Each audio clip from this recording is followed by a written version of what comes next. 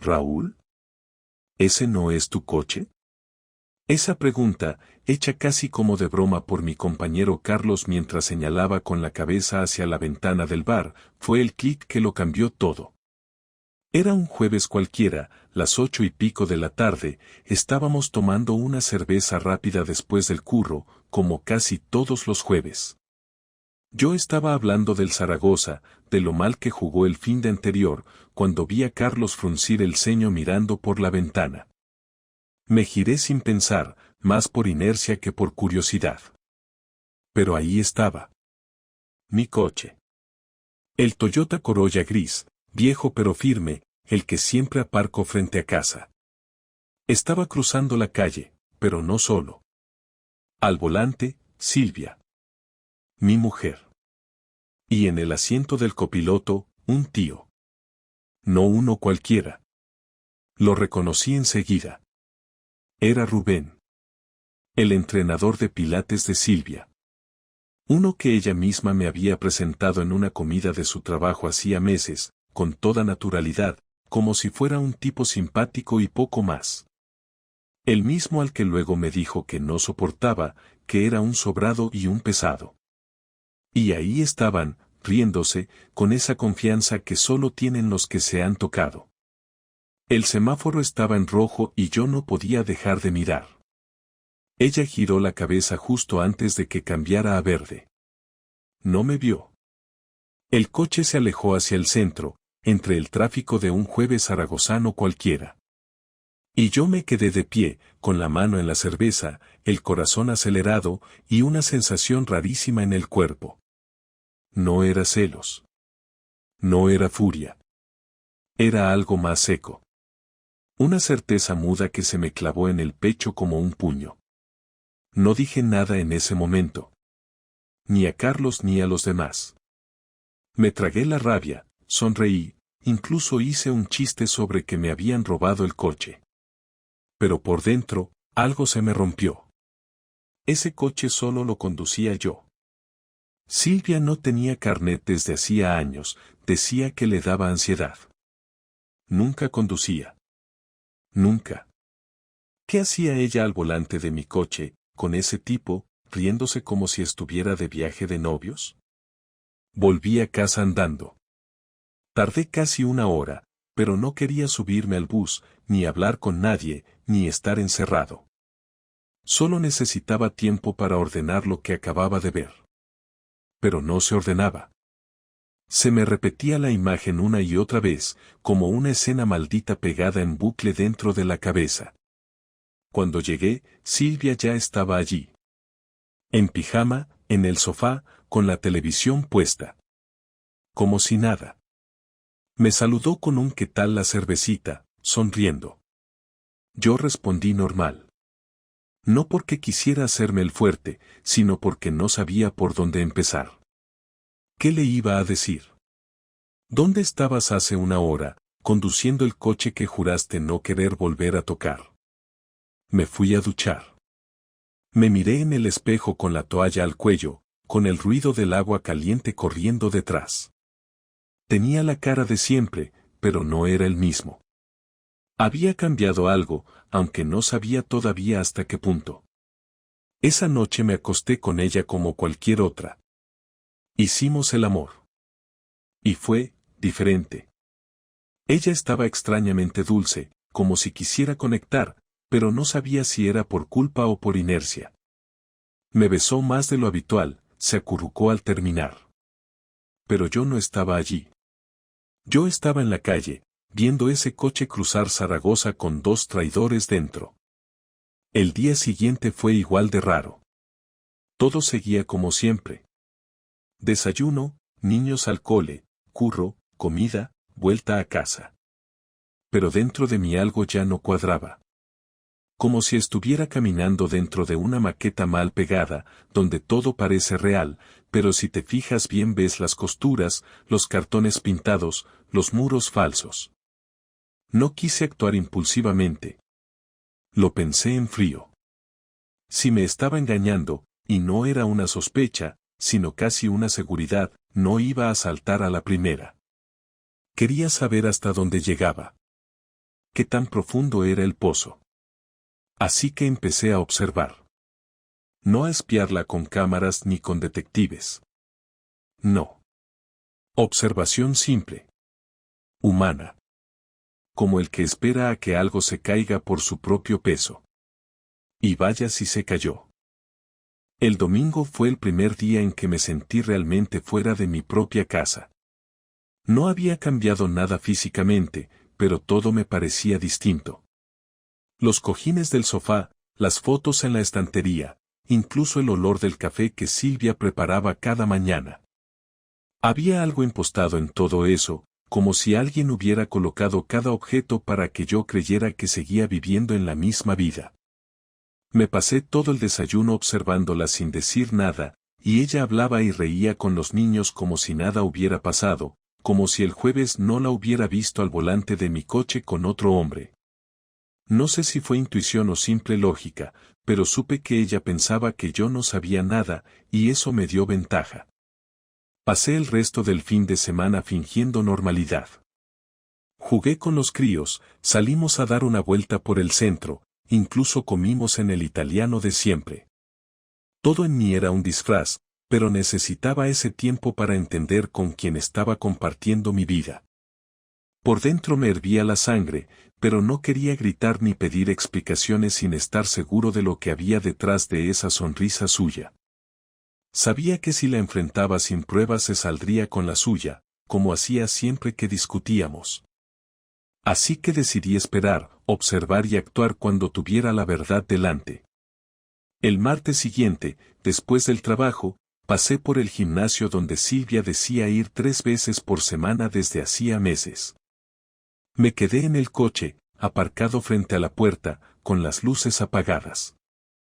Eran casi las 8 de la tarde y todavía quedaba gente entrando y saliendo. Esperé casi 1 hora. Ella nunca apareció. Ni entrando ni saliendo. A las 9:30 llamé a casa desde el móvil. Me contestó con voz agitada, diciendo que estaba todavía en la clase, que salía en 10 minutos. Mientras hablaba conmigo, yo miraba la puerta del gimnasio. Nadie entraba. Nadie salía. Colgué sin decir nada y me quedé quieto, con los brazos cruzados, intentando no pensar demasiado rápido. A las 10 menos cuarto, la vi. Venía caminando desde la esquina contraria, con la chaqueta desabrochada y el pelo despeinado. No venía del gimnasio. Venía de más abajo, de una zona de naves viejas y calles sin tiendas. La seguí con la mirada hasta que entró en el portal. Esperé unos minutos más, bajé del coche y caminé en dirección contraria. No quise seguirla hasta casa. Esa noche no habría servido de nada.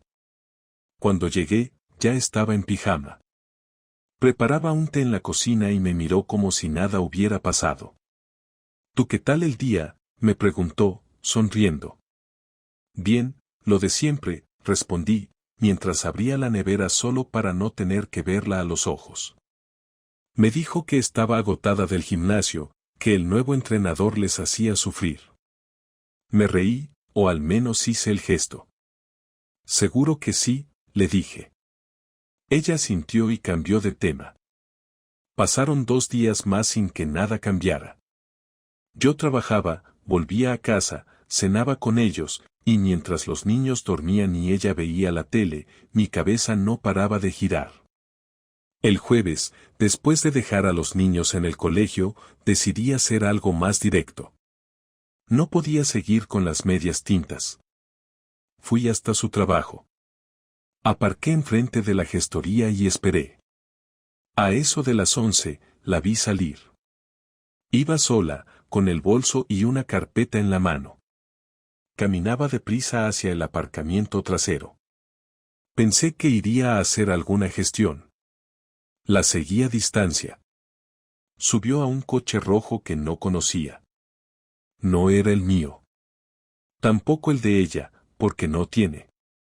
El coche arrancó y se fue en dirección contraria al centro. La seguí. Intentando mantener distancia, sin hacer ruido. A los 10 minutos se detuvo en la entrada de un hotel pequeño en la salida de Zaragoza, de esos discretos, sin carteles llamativos. La vi bajarse. El coche se detuvo detrás y de él salió Rubén, el del Pilates. No me lo esperaba tan claro, tan directo, tan sin pudor. Ella miró alrededor, nerviosa, y él le tocó la espalda con confianza. Había ternura en ese gesto. Era una caricia que nunca le había visto hacerme a mí. Ella sonrió. Entraron juntos. Me quedé dentro del coche, sin moverme. No supe si llorar o arrancar y estrellar el coche contra la fachada. No hice nada. Me quedé ahí, quieto, viendo la puerta cerrarse tras ellos. Sentí rabia, pero también un alivio extraño. Ya no había dudas. Lo que hasta entonces eran sospechas o intuiciones se había convertido en una certeza. Y la certeza, por dolorosa que fuera, tenía un sabor distinto. Era amarga, pero real. Estuve casi una hora allí, mirando el reloj, pensando en todo lo que significaba eso. Los 11 años juntos, los cumpleaños, las navidades, los viajes, los hijos, todo mezclado en una masa sin forma. Cada recuerdo tenía ahora una sombra encima. A las 2 horas, los vi salir. Ella reía. Él le tocó el pelo y le dijo algo que la hizo sonreír otra vez. Subieron al coche y se fueron. Yo no lo seguí. No hacía falta. Esa noche me costó mantener la calma. Llegué a casa un poco antes que ella. Preparé la cena de los niños, los acosté y me quedé en el salón esperándola. Cuando entró, me saludó como si nada. Dijo que el tráfico estaba horrible, que casi no llegaba a tiempo de recoger a los críos del colegio. ¿Te habrás cansado en el gimnasio también? No, le solté sin pensar demasiado. Me miró raro, como si le hubiera leído la mente. Sí, hoy nos ha destrozado el monitor, ni puedo mover las piernas, dijo. Me reí por dentro. No dije nada más. La observé moverse por casa con la naturalidad de quien no tiene remordimientos. Puso la lavadora, recogió la cocina, se duchó, se metió en la cama con el móvil. Y yo, sentado en el borde del sofá, la miraba de lejos y no la reconocía. No era mi mujer. Era una actriz interpretando el papel de madre y esposa en una obra que yo ya no quería ver. Pasé la noche sin dormir.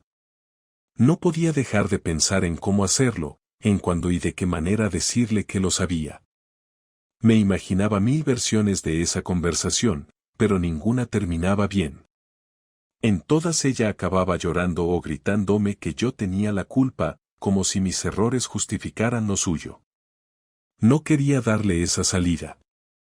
Quería pillarla sin escapatoria, sin margen para el teatro. El viernes siguiente decidí hacerlo. No improvisar, sino preparar el momento.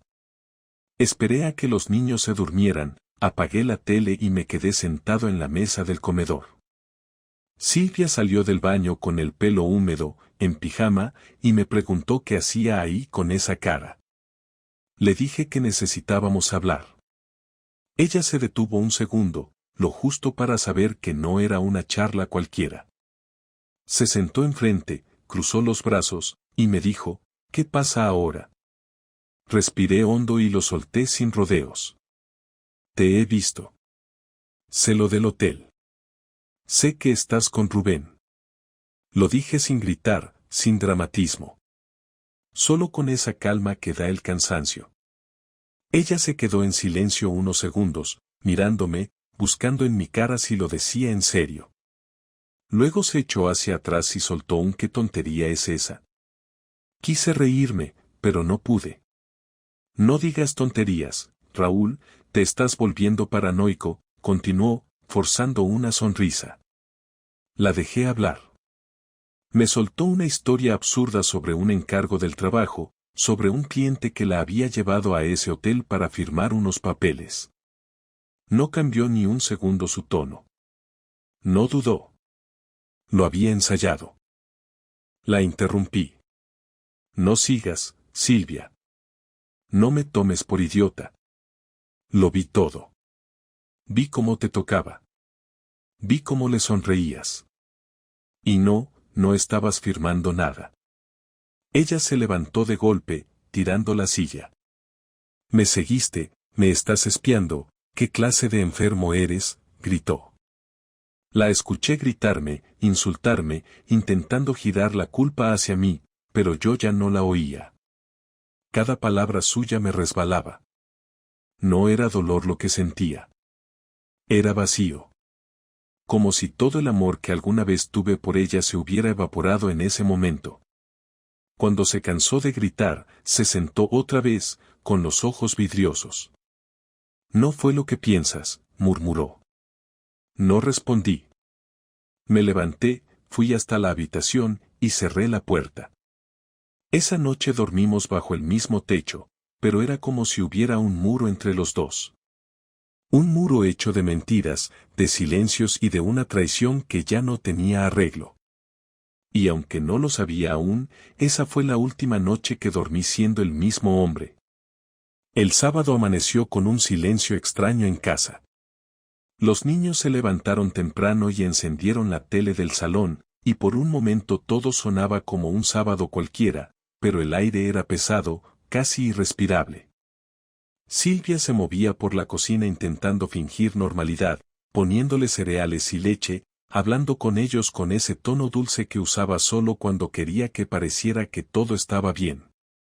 Yo la observaba desde la puerta, sin decir una palabra, con los brazos cruzados. Ella notó mi mirada, pero no se giró. Cuando los niños acabaron de desayunar, les dije que se vistieran rápido, que íbamos a pasar la mañana en casa de mis padres. Silvia me miró, sorprendida, y dijo que ella prefería quedarse, que tenía que limpiar y hacer la compra. No insistí. Les puse los abrigos a los críos y salimos. En el coche, mientras conducía, Marcos me preguntó por qué mamá estaba enfadada. Le contesté que no lo sabía, que a veces los adultos discutían por tonterías y que no tenía que preocuparse. Lucía, desde su sillita, dijo que mamá lloraba anoche en la habitación. No supe qué responder. En casa de mis padres intenté comportarme con naturalidad, pero mi madre me conoce demasiado. Me miró varias veces en silencio mientras servía el café, y al final, cuando los niños estaban jugando en el salón, me llevó aparte a la cocina y me preguntó directamente si pasaba algo con Silvia. Dudé en contestar. No quería que lo supiera aún, pero no pude mentirle. Solo dije que las cosas no estaban bien, que estaba descubriendo cosas feas. Ella suspiró y me dijo que no hiciera nada sin pensar, que la rabia te hace cometer errores que después se pagan caros. Le agradecí el consejo, pero en mi cabeza ya no había sitio para la calma. No sabía qué iba a hacer, pero sí sabía que no podía seguir como si nada. Volvimos a casa a la hora de comer. Silvia estaba en el sofá, mirando el móvil, sin levantar la vista. Cuando entré con los niños, se levantó enseguida y se metió en la cocina fingiendo estar ocupada. Me acerqué y le dije que teníamos que hablar cuando los críos se durmieran la siesta. Ella asintió, sin mirarme. Comimos sin hablar más de lo necesario. Los niños, ajenos a todo, hacían ruido y reían, pero cada palabra entre nosotros sonaba forzada. Cuando los acostamos, ella fue al baño y yo me quedé sentado en la mesa, esperando. Tardó más de media hora en salir. Cuando lo hizo, se sentó frente a mí y cruzó los brazos, como si se preparara para un juicio. Le dije que no quería más mentiras, que no soportaba otra excusa, que si tenía algo que decir, que lo dijera ahora. Silvia bajó la mirada, respiró hondo y soltó algo que me descolocó. No es lo que tú crees. No me iba a separar, Raúl. No quería hacerte daño. Todo empezó como una tontería. No gritaba. No se justificaba. Lo decía con una calma que me dolió más que si hubiera llorado. Le pedí que hablara claro, sin rodeos. Me contó que conoció a Rubén hacía casi un año, cuando empezó con las clases de pilates. Que al principio no pasaba nada, que él era simpático, que hablaban después de clase, que se reían. Que un día quedaron para tomar un café. Que luego fue otro. Que un día, sin saber cómo, se habían besado en su coche. Me lo contaba con voz apagada, como si estuviera hablando de otra persona. No fue premeditado, Raúl, simplemente pasó. Yo misma no sé cómo llegamos ahí. La escuchaba con una mezcla de rabia y asco. Le pregunté cuántas veces se habían visto fuera del gimnasio. Dijo que unas cuantas. Le pregunté si habían ido muchas veces al hotel. Dudó en contestar, pero lo hizo. 3. Me quedé mirándola fijamente. ¿Y por qué no me lo dijiste antes? Ella levantó la cabeza y me miró por primera vez con los ojos húmedos. Porque no quería perderlo todo. Porque me sentía vacía contigo, y él me hacía sentir viva, pero después me di cuenta de que eso no era amor. Solo era confusión. Me quedé en silencio un rato largo, mirándola, sin saber si quería matarla o salir corriendo. Le pregunté si lo seguía viendo. Negó con la cabeza. No. Lo dejé hace semanas. Me estaba volviendo loca. Me sentía una basura cada vez que te veía con los niños. No podía seguir así. No le creí del todo, pero tampoco tenía fuerzas para seguir discutiendo. Le dije que no podía seguir viviendo en esa mentira, que necesitaba pensar qué hacer, que necesitaba espacio. Ella empezó a llorar, me agarró la mano, pero se la solté. No quería su compasión ni su arrepentimiento de última hora. Quería aire, quería silencio. Me levanté y me fui al salón, cerrando la puerta. La escuché llorar durante un buen rato. Después se hizo el silencio. Esa noche dormí en el sofá. No pegué ojo. Me quedé mirando el techo, repasando cada detalle, cada conversación, cada gesto suyo de los últimos meses. Todo tenía ahora un significado nuevo.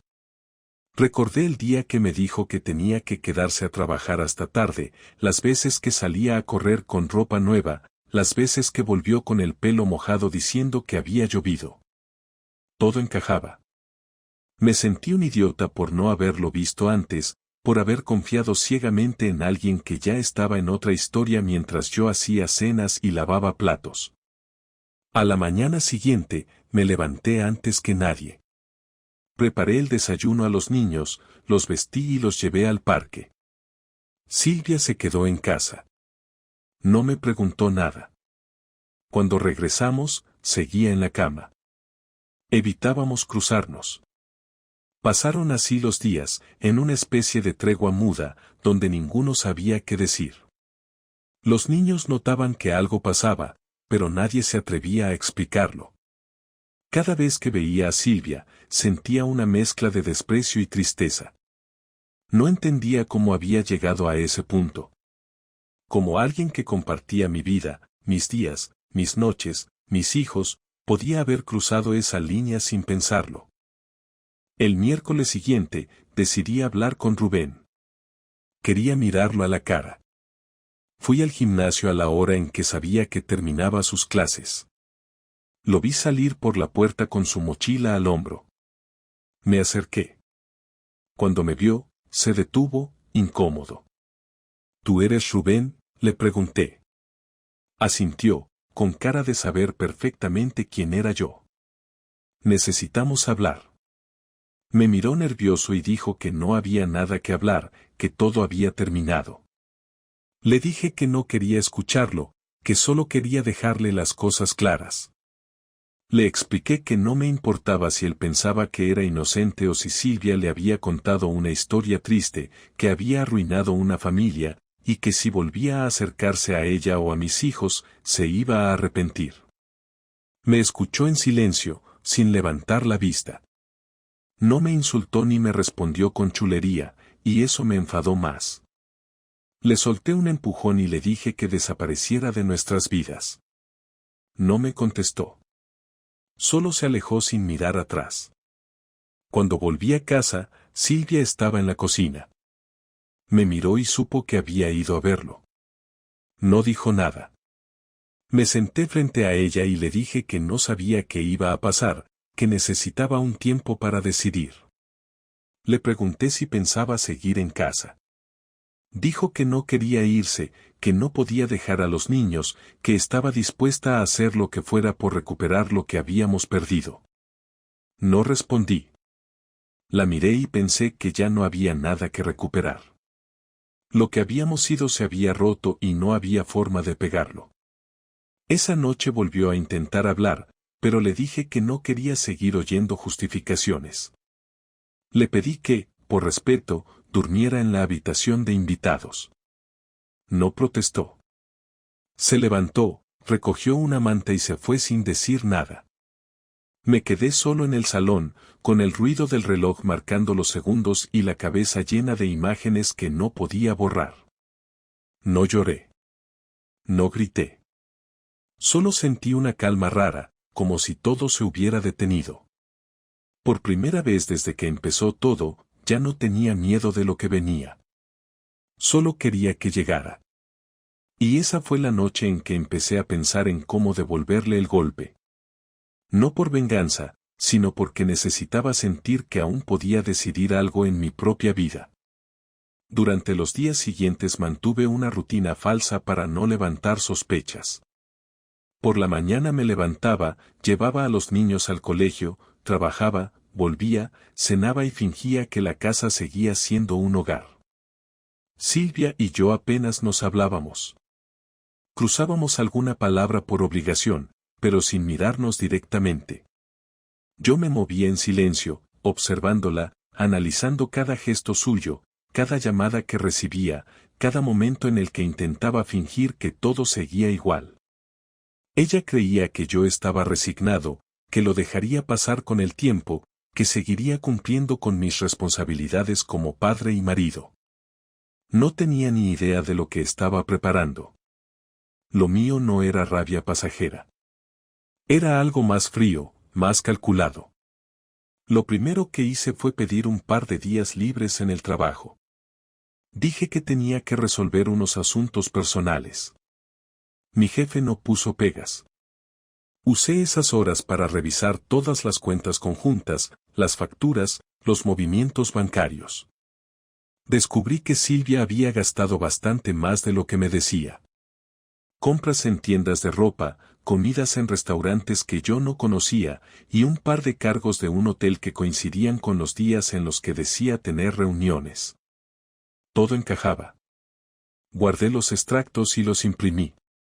No porque necesitara más pruebas, sino porque sabía que iba a necesitarlas para lo que venía después. A la semana siguiente hablé con un abogado que conocía de hacía años, un antiguo cliente de la empresa. Le expliqué la situación con calma. Me dijo que si quería divorciarme tenía todas las de ganar, que el adulterio seguía contando y que podría quedarme con la custodia compartida sin problemas. Pero no era eso lo que quería escuchar. Le pregunté si había alguna forma de preparar el terreno sin que ella sospechara, si podía dejar todo listo para actuar en el momento justo. Me explicó cómo hacerlo: abrir una cuenta aparte, separar ciertos fondos, dejar constancia escrita de mis gastos familiares y, sobre todo, no marcharme de casa aún. Me aconsejó paciencia. Y paciencia era justo lo que tenía. Empecé a moverme con discreción. Transferí parte de mis ahorros a una cuenta nueva, a mi nombre.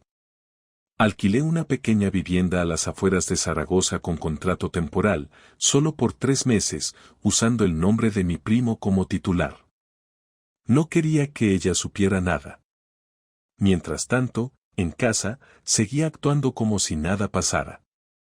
Había recuperado un tono cordial con Silvia, una especie de tregua superficial que parecía haberla calmado. Incluso se permitió sugerir una cena juntos para hablar tranquilamente. Acepté, aunque no tenía ninguna intención de reconciliación. Lo que quería era dejarla tranquila, hacerle creer que estaba dispuesto a perdonarla. La cena fue incómoda desde el principio. Fuimos a un restaurante del centro, uno de esos que solíamos frecuentar antes. Ella llegó arreglada, con ese vestido azul que yo mismo le había regalado por su cumpleaños hacía 2 años. Me observó con una sonrisa tímida y dijo que estaba contenta de que al menos hubiéramos decidido hablar. Yo le contesté que hablar era necesario, que no se podía vivir eternamente con rencor. Durante la comida intentó justificar lo ocurrido. Dijo que había cometido un error, que se dejó llevar por un momento de debilidad, que no quería perder la familia. Todo lo que decía sonaba vacío. Lo escuchaba con la cabeza en otra parte. Le pedí que fuera honesta, que dijera si aún sentía algo por ese hombre. Negó rápido, demasiado rápido. No, Raúl, te lo juro. Ya no tengo contacto con él. No quiero saber nada. Le respondí que me alegraba de escucharlo, que si de verdad quería recomponer lo nuestro, debía demostrarlo. No con palabras, sino con hechos. A partir de esa noche ella empezó a comportarse de otra forma. Me preparaba la comida para el trabajo, me dejaba notas cariñosas en la nevera, e incluso intentó recuperar la cercanía física. Me dejaba mensajes por WhatsApp preguntando si me apetecía cenar juntos, o si podíamos ver una película cuando los niños se durmieran. Yo aceptaba a veces, otras no. No porque me diera igual, sino porque estaba esperando el momento exacto para cerrar el círculo. Ella no sabía que cada gesto suyo, cada intento de acercamiento, me ayudaba a construir la versión que necesitaba para el final. Un sábado por la tarde aproveché que ella se fue a comprar al supermercado para hacer algo que tenía en mente desde hacía días. Entré en la habitación, abrí su armario y revisé los bolsillos de su abrigo. Encontré el móvil viejo que ya no usaba, pero que no había tirado. Lo encendí. No tenía SIM, pero sí conexión Wi-Fi. Revisé la galería y las notas. Allí estaba todo. Fotos con él, mensajes guardados, capturas de conversaciones. Algunas borradas a medias, pero suficientes para completar la historia. No me tembló la mano al copiar todo en un pendrive. Luego apagué el móvil, lo guardé tal como estaba y volví a dejarlo en su sitio. Cuando volvió a casa, me encontró preparando la cena con los niños. Me dio un beso en la mejilla y sonrió, sin imaginar que en mi bolsillo llevaba la prueba de su mentira más grande. La semana siguiente fue la más larga de mi vida. Me sentía tranquilo, pero también vacío. No había alegría en lo que hacía, solo determinación. Ya tenía preparado todo, el piso alquilado, la nueva cuenta, las copias de los documentos, las pruebas del engaño, el abogado al tanto. Solo faltaba ejecutarlo. Decidí hacerlo el viernes siguiente, cuando los niños pasarían el fin de semana en casa de mis padres. Quería que no estuvieran presentes. El viernes por la mañana me levanté temprano. Preparé el desayuno, llevé a los niños al colegio y volví a casa. Silvia todavía estaba en bata, con el pelo mojado, tomando café. Me miró y dijo que podríamos salir a cenar esa noche los dos solos, como para celebrar que las cosas estaban mejorando. Le dije que me parecía buena idea, que la recogería a las 8. Me dio un beso corto y se fue a trabajar con una sonrisa que me resultó insoportable. Pasé el día en el trabajo sin concentrarme en nada. A las 6 me fui al piso nuevo, revisé que todo estuviera en orden, dejé mis cosas en el armario y volví a casa a ducharme y cambiarme de ropa. A las 8 en punto, estacioné el coche frente al restaurante. Ella llegó puntual. Durante la cena se mostró relajada, hablaba como si nada hubiera pasado. Dijo que había estado pensando en irnos de vacaciones en verano, que los niños necesitaban desconectar, que podríamos aprovechar para empezar de cero. Yo asentía, dejándola hablar. Cuando trajeron el postre, saqué un sobre del bolsillo interior de mi chaqueta y lo dejé sobre la mesa. Ella lo miró, extrañada. Le dije que lo abriera. Dentro estaban las copias impresas de los mensajes, las fotos y los extractos bancarios. Tardó unos segundos en entender lo que era. Cuando levantó la vista, tenía los ojos abiertos de par en par. ¿Qué es esto?, preguntó con la voz temblorosa. Le contesté que era la prueba de todo lo que había destruido, y que ya no había marcha atrás. Se quedó muda. Intentó hablar, pero no le salía la voz. Después de unos segundos, dijo que no podía creer que la hubiera espiado otra vez. Le respondí que no la había espiado, que ella sola se había encargado de dejar huellas por todas partes. Le expliqué que todo lo que había hecho, desde sus mensajes hasta los pagos del hotel, estaba documentado, y que ya había iniciado el proceso de separación. No levanté la voz en ningún momento. Ella empezó a llorar, pidió que lo pensara, que podíamos arreglarlo. Le dije que no había nada que arreglar, que la confianza no se recupera con lágrimas. Se levantó de la mesa y se fue sin decir adiós. Me quedé sentado unos minutos más, pedí la cuenta, pagué y salí. Esa noche no volví a casa. Dormí en el piso nuevo, con el teléfono en silencio. A la mañana siguiente tenía más de 20 mensajes suyos, todos mezclando disculpas, súplicas y rabia. No contesté. A media mañana recibí una llamada de mi madre. Silvia había ido a su casa con los niños, diciendo que necesitaba hablar. Mi madre me preguntó si era cierto que iba a divorciarme. Le dije que sí, que ya no había otra salida. Ella suspiró al teléfono y me dijo que hiciera lo que me dejara dormir tranquilo. Esa tarde fui al piso a recoger las últimas cosas. No había tristeza, ni remordimiento, ni alivio. Solo la certeza de que lo que estaba haciendo era lo único posible. Dejé las llaves de la casa antigua en el buzón y salí caminando sin mirar atrás. A partir de ese día, Silvia pasó a ser solo un recuerdo que me dolía menos cada hora que pasaba. Las semanas que siguieron fueron las más intensas de mi vida. No por el dolor, porque para entonces ya no me dolía nada, sino por la cantidad de decisiones que tuve que tomar una detrás de otra sin tener tiempo de pensar en las consecuencias emocionales. Cambiar de casa, ajustar mi rutina con los niños, reorganizar las cuentas bancarias, actualizar el abogado sobre cada detalle y firmar los primeros documentos del proceso. Todo eso mientras trabajaba a jornada completa y fingía una estabilidad que no tenía. Silvia intentó comunicarse más de lo necesario. Me llamaba con excusas relacionadas con los niños, pero en cuanto tenía la más mínima oportunidad desviaba el tema hacia nosotros. Usaba cualquier frase como entrada para decir que estaba arrepentida, que lo que había hecho era imperdonable pero que no podía soportar la idea de perder la familia. Yo no le seguía el juego. Respondía lo justo, sin dejarle la puerta abierta a ninguna fantasía de reconciliación. Tenía claro que no quería volver a convivir con una persona capaz de mentir tanto tiempo mirándome a los ojos cada día. Una tarde me esperó a la salida del trabajo. Apareció apoyada en mi coche, con los brazos cruzados y una cara entre suplicante y desafiante. Le pregunté qué hacía allí. Me dijo que necesitaba hablar cara a cara, sin niños, sin abogados, sin teléfonos. Le dije que no era el momento, pero insistió.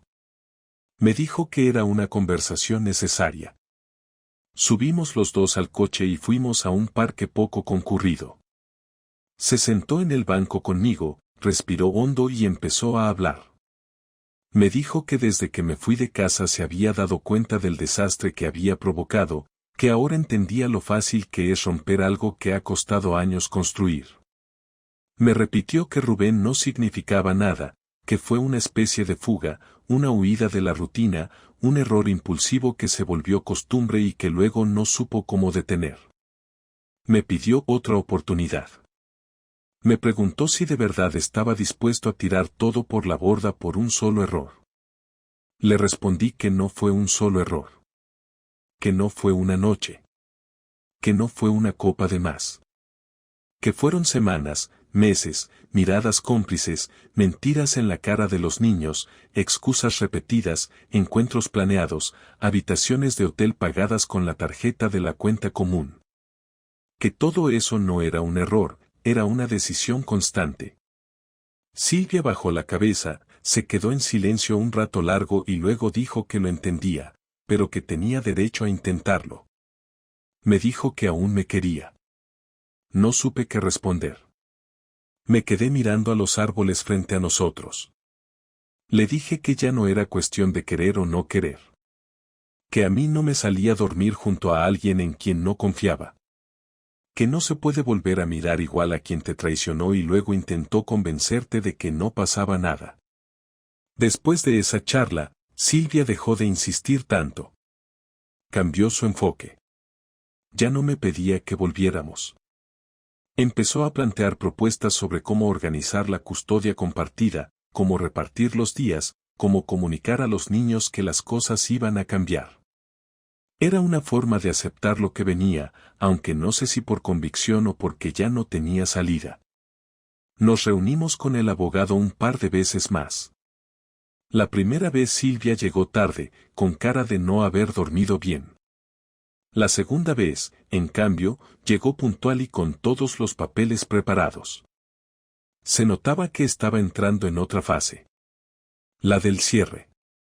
Acordamos que los niños se quedarían conmigo de lunes a jueves y con ella de jueves a domingo en semanas alternas. Que yo mantendría la casa nueva y que ella buscaría otro piso cerca del colegio. Que repartiríamos los gastos de actividades, ropa, médicos, y que no usaríamos a los niños como mensajeros. Firmamos ese acuerdo sin mirarnos demasiado.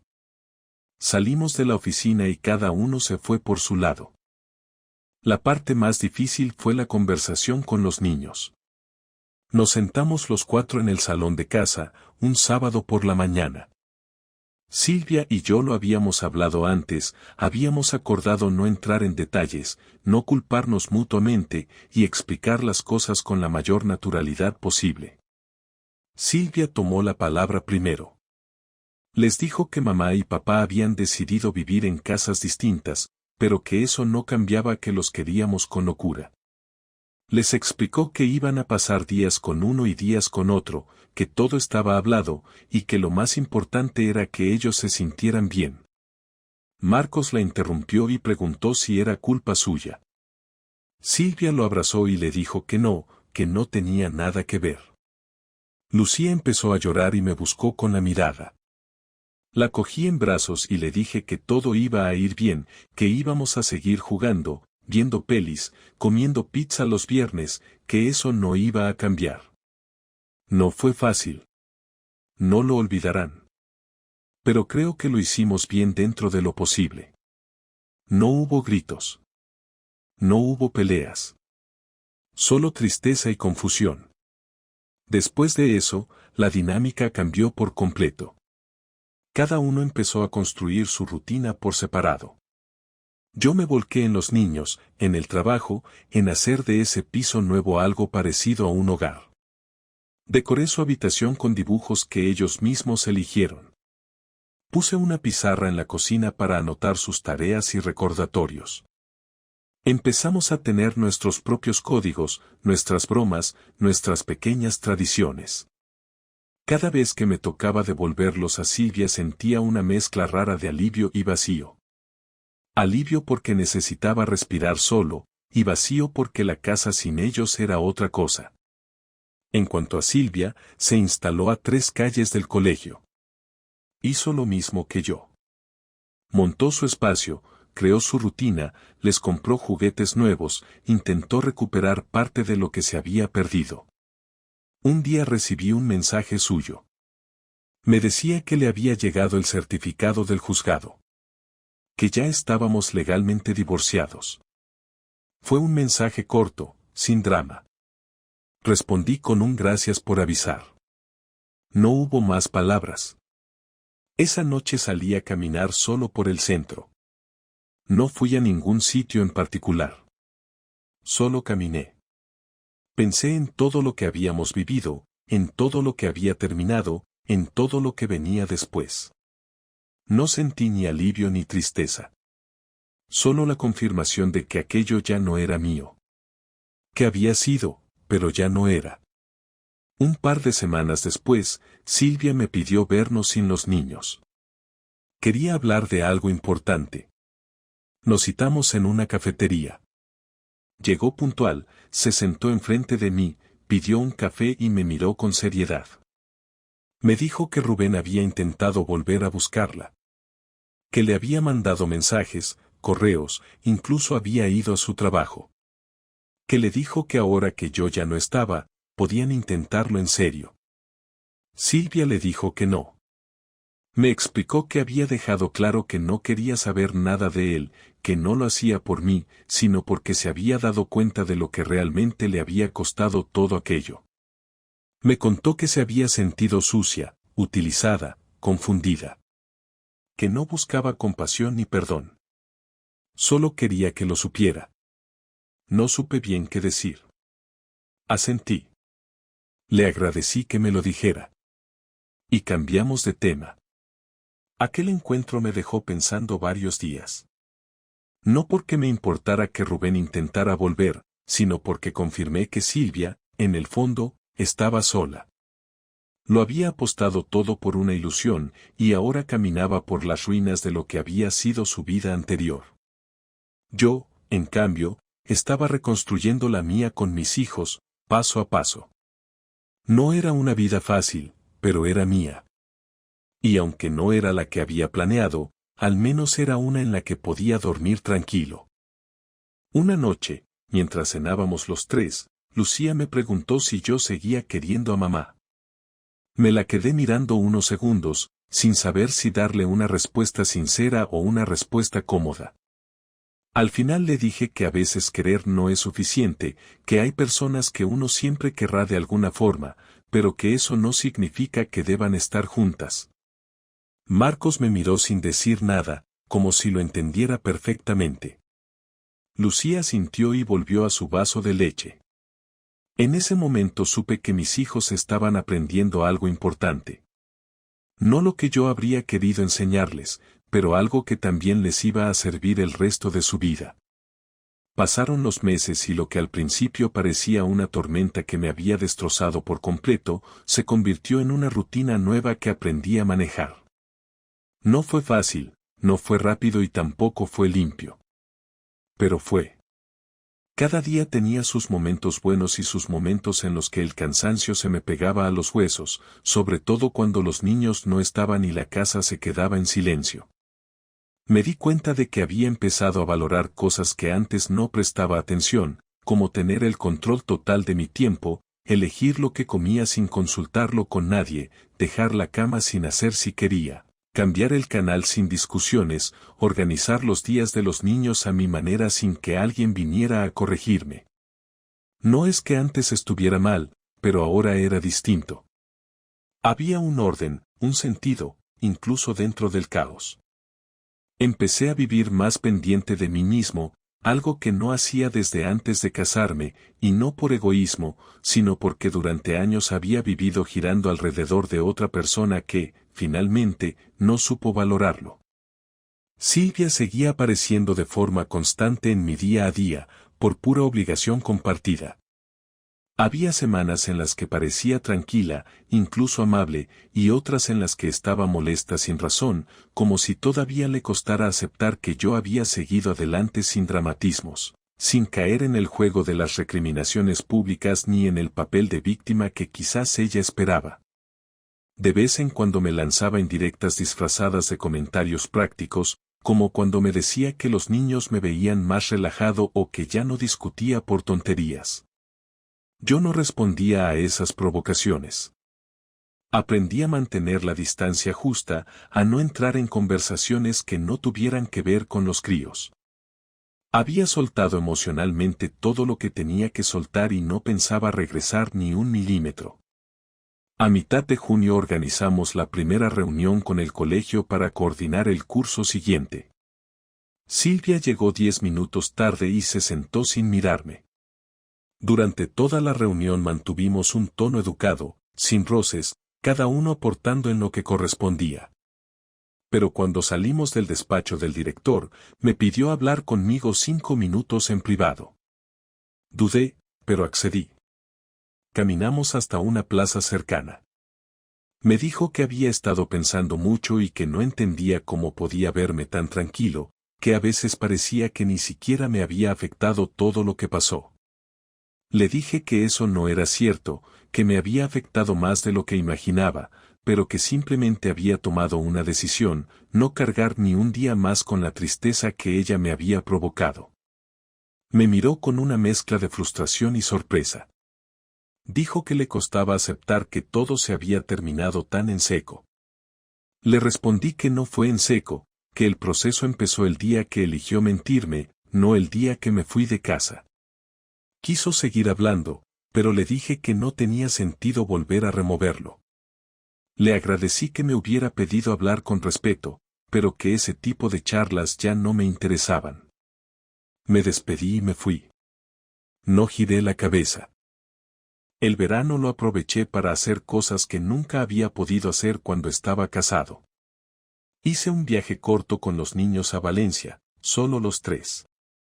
Fueron 5 días de playa, helados, paseos y carcajadas. Dormimos en un apartamento modesto cerca del mar, sin grandes lujos, pero con libertad.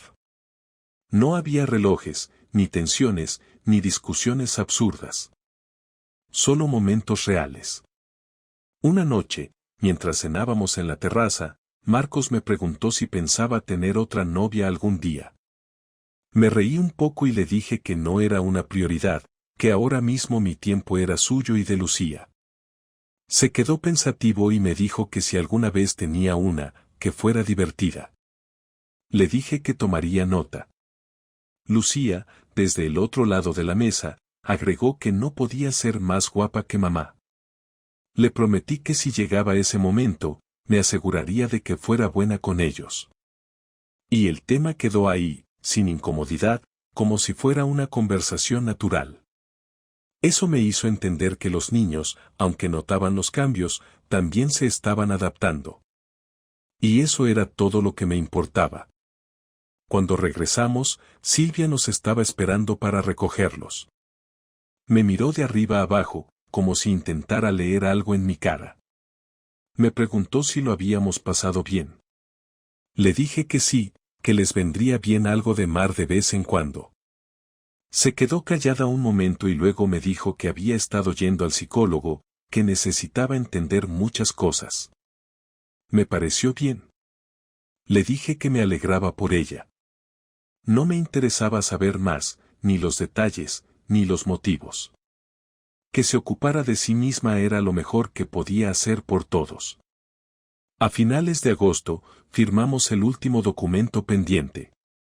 Fue rápido, sin tensión. Los dos lo teníamos claro. Cuando salimos del despacho del abogado, me extendió la mano. Dudé, pero se la estreché. Me dijo que esperaba que algún día pudiéramos ser amigos. No respondí. Me fui caminando hacia el coche con la sensación de haber terminado algo largo, sucio, pero necesario. En el camino de vuelta pensé en cómo había cambiado todo en solo unos meses. No era el mismo hombre que se quedó congelado frente a la ventana del bar aquel jueves. Ese tipo estaba perdido, lleno de dudas, esperando una explicación que nunca iba a llegar. Yo ya no esperaba nada. Solo quería vivir sin mentiras. Un domingo por la tarde, ya en septiembre, los niños estaban con Silvia y me quedé en casa viendo una película vieja, de esas que había visto 1000 veces. No la terminé. La pausé, apagué la tele y me quedé en silencio. Pensé en todo lo que había pasado, no con tristeza, sino con una especie de claridad que nunca antes había tenido. No me sentía víctima, ni fracasado, ni tampoco héroe de ninguna historia. Solo un hombre al que le pasó algo jodido y que, en lugar de hundirse, decidió seguir. No mejor que antes. No más fuerte. Solo más despierto. Y eso era suficiente. Esa fue la última noche en que pensé en Silvia de forma intensa. A partir de entonces, se convirtió solo en la madre de mis hijos. Alguien con quien comparto una responsabilidad, una historia y un pasado. Nada más. Y nada menos. Ahora sigo con mi vida. No tengo pareja, ni la estoy buscando. Trabajo, paso tiempo con los niños, salgo a correr, me tomo mis cervezas tranquilas con los amigos, y duermo con la conciencia limpia. A veces, cuando me preguntan por qué me divorcié, no entro en detalles. Digo que fue lo mejor para todos. Porque no hay nada más que decir. Ya lo viví. Ya lo entendí. Y lo importante, lo que de verdad importa, es que estoy en paz. Eso es lo que queda. Y con eso me basta.